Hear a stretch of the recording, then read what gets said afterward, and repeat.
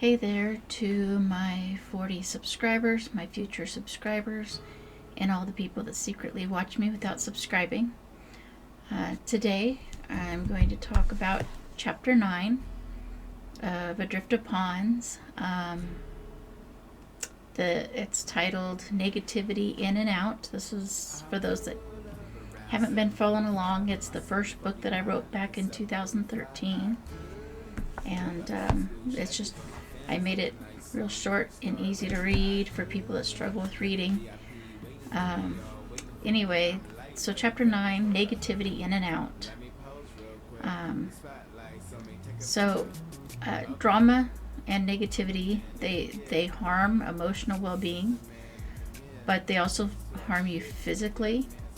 They can not only make you sick, but they can actually kill you. And I'm not trying to be morbid or anything, but the risk is there and it's really high, and a lot of people don't realize what they're doing to themselves. And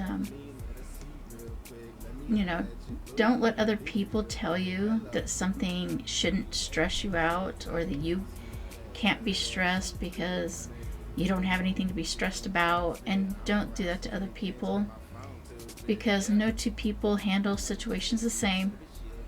And I know I've said it before, but nobody knows how another person feels about anything. Only the person that feels it knows how they feel. So anyway, drama drama is always full of negativity and stress. Drama is for television. It's not for real life.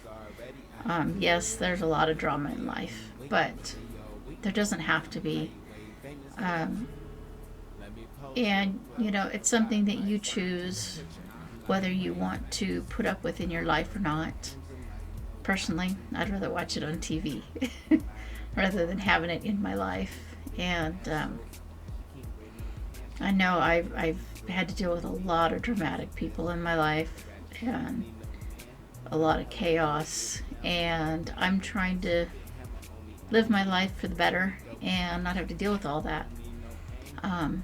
If you have dramatic people that have to be in your life, then learn how to cope with them. Learn how to deal with the situations the best you can, so that it doesn't harm you and that it doesn't harm other people. When you're around negativity, you become negative. And so if you're around somebody that's constantly complaining or constantly belittling you or just saying negative things about other people, then you're more likely to do the same things. And you could sit there and wake up in a good mood and have somebody just sit there and talk badly, about other people or whatever, and put you in a bad mood. And then you go downtown and you go shopping or something, and you're around all these people, and then your negativity could rub off on those people. And when that happens, it's like a disease spreading. Like, it's just like a smile. Do the opposite. If you smile, and you smile when you're around other people, then they're going to feel better, and they're more likely to smile, and they're more likely to make other people feel better. So choose your battles. Do you want to have negativity and bad feelings, or would you rather just smile and be as happy as you possibly can? And I'm not saying everybody can be happy all the time, but if we put the effort in, we can certainly be happy most of the time. So stop the cycle. And because the fact is, if somebody's negative to you and you go spread negativity, and then you go home and you're feeling better, somebody that negativity spread to might get a hold of you and start it all over again, and then you'll be all negative again, and it's really a vicious cycle. So stop it. you can't make others stop being negative. You can't tell them that they're being negative, because most people that are being negative, they're already in a bad mood, and if you tell them they're being negative, then there's a good chance that you'll just make them angry, and it'll just make them more negative, and then it'll upset you, and there goes that cycle all over again. So you either need to learn to cope with it or move on, get away from them, because it's not a good thing, and it doesn't lead to anything positive. I had a couple of cycles in my life that were constantly negative. I had a lot of people in my life that were constantly negative. And I have no intention of ever letting that happen again. I've experienced it enough to see what's happening and to understand it and to avoid it, I hope. And, if people are toxic, walk away. If you're the one that's being toxic, find a way to improve yourself and change and be better. I've had to cut a lot of people out of my life over the years. I noticed that my living space at different times had made me feel negative. At one point, I was living with somebody that was living recklessly, and I had a baby at home. And I moved into a little camp trailer. And I stayed there for probably 8 years, 7 or maybe 9 years. I'm not sure exactly, but by then, the little baby wasn't little anymore. He was as big as me, and then I was feeling a lot of negativity, not only because we didn't have the space we needed, but I had people that were harassing me. My ex and his family were causing me problems, and I needed to get away from there. And so I moved into an apartment, and things were good for a while, and I let somebody else negative in my life, and they trashed it. Their relatives trashed it, their friends trashed it, and I'm working on getting it back the way I want it, and I'm happy that I am able to do that. It may not be exactly how I want it yet, but I'm working on it. And so anyway, and then my health issues became more obvious, causing me a lot of negativity, because at first it was panic when I realized what was wrong with me, and the more I learned about it, the more I realized that maybe I could do something about it. I do plan to make a video about it at the end of the month, so I won't really get into all that right now, but that's another thing that I've had to deal with and get the negativity out of my life from. So find out what creates the stress and creates negativity in your life. Figure out how to change it, and sometimes it's as simple as ignoring a person or a situation.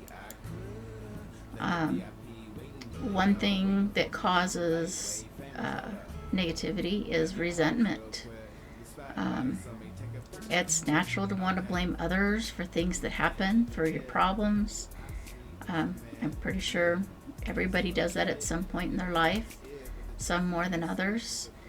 But when we blame others, we create anger that doesn't need to exist. And I don't mean just people being angry at you for blaming them, but you create an anger within yourself towards that person that doesn't need to exist. And you start treating other people unfairly because of it. And sometimes you even forget that it's your fault to begin with, and you'll continue to be angry at somebody else for something that you did. And so try to pay attention to when you have resentment towards somebody, because you hurt yourself more than you hurt them. Another type of negativity is caused by jealousy, and some jealousy is normal. But we may feel jealous that someone has something we don't, and we may not realize that they are also jealous of us because we have something they don't. And it's just a matter of fact, everybody is blessed with different things, and sometimes we want the things we don't have, but we need to appreciate what we do have. And you have to accept that there are some things in life that's just not meant for you. And the best things for you could just be around the corner. Or you may even have the best things for you and you just don't realize it because you're so focused on the things you want rather than what you have. Other types of negativity is fear and loneliness. A lot of people think that they don't have control over fear or loneliness, but always remember that you always have control. Ultimately, you decide how you feel, and it is up to you. If you let things eat at you, that's your choice.